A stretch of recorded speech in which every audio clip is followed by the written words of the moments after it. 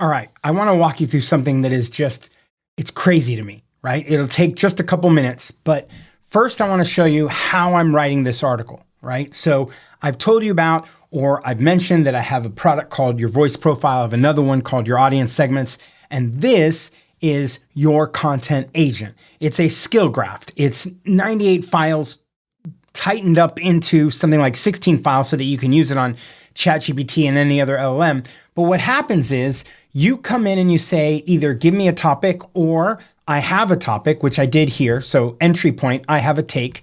So I tell it to an LLM, I tell it, here's my take. And then it starts using this skill graph to navigate all sorts of components to writing an article. So it starts with, okay, let's validate the take, and then let's score it against all your audience micro segments, right? On goals, on pain, on pyramid fit. Then it goes, okay, we know which one is the right one, and we know what they're dealing with or what they're struggling with, right? So we can shape the message for that audience, which means we're going to revise the framing a little bit, right? And all of that goes into understanding the forces that that segment is playing with. So it navigates through that, right? And then we get into ideation. So we start this tournament, and this is exactly what it's supposed to do. So it's literally going through and saying, okay, these are the different ways we could approach this. Let's score it and let's go head to head, right? So the first bracket and then the next bracket. And eventually it goes, okay, we have a winner, right? Boom, evolution story. And then now we're going to do the same thing with the hooks. And so we're going to get the hook, we're going to get the title, subject line. Then we're going to get the architecture for insights, right? So it's walking through. These are different ways to get at it, right? And so this whole thing, as you're looking, you're like, this is all happening, and you get to see it live. You get to see what it's choosing and how it's doing it, so that you could say, hey, that's not what I would do, or I think I would do it a little different. And that's totally fine. We're going to get into the architecture of the article, and then it's going to work through, it's locked everything in. So now it's going to work on the draft. And so here comes the first version of the draft.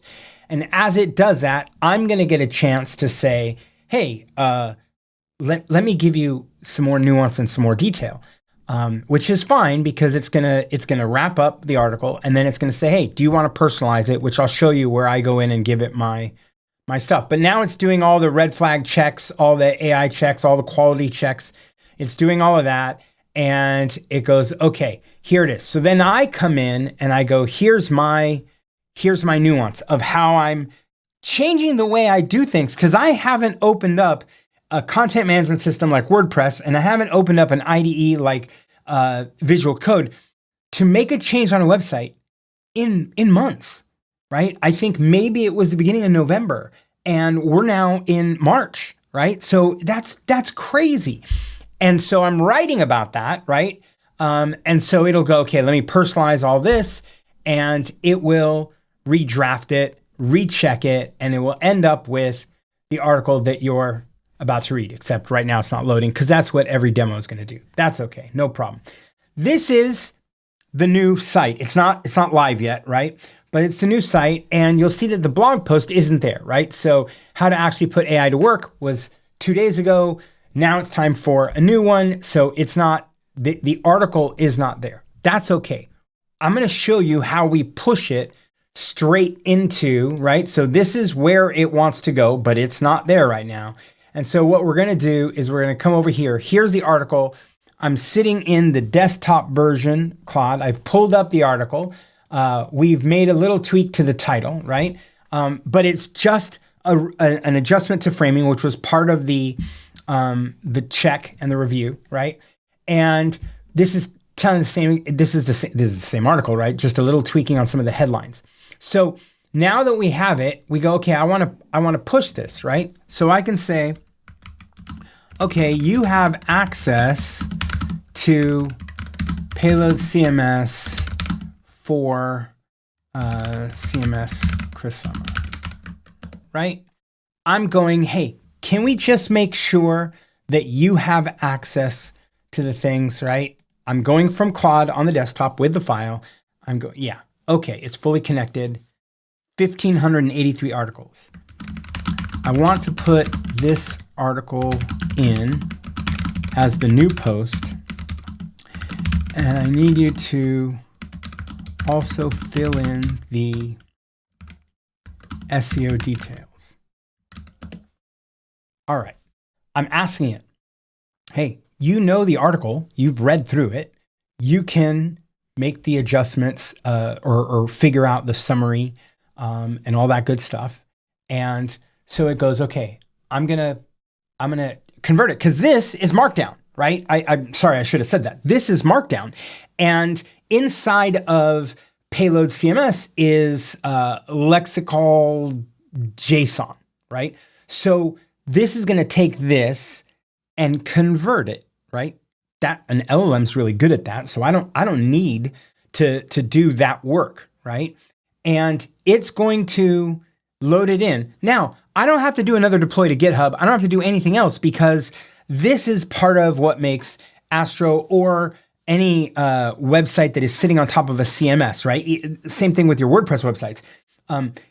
It's dynamic because we're pushing the data into the database. We're not changing the structure of the website itself. So I don't have to do another GitHub push. I don't have to do another website deploy, right? All I need them to do is put this into the CMS. But I did the article work in Claude, not in Google Docs, not in Word. I did it in Claude. I used my content agent to frame it and work it and rework it. I then am using Claude to push it into a CMS, and I'm going to pull it up in just a second and show you it live over there. Now, here's where it gets really crazy. Do I need to go now to Kit, which is the email solution that I use, formerly ConvertKit, and do that too? Do I need to go over there and copy this and paste it over there? I could totally do that. But they have an MCP too, right? MCP is a fancy word for a pipe that goes from my computer and from Claude directly into, using their APIs and everything else, directly into those systems.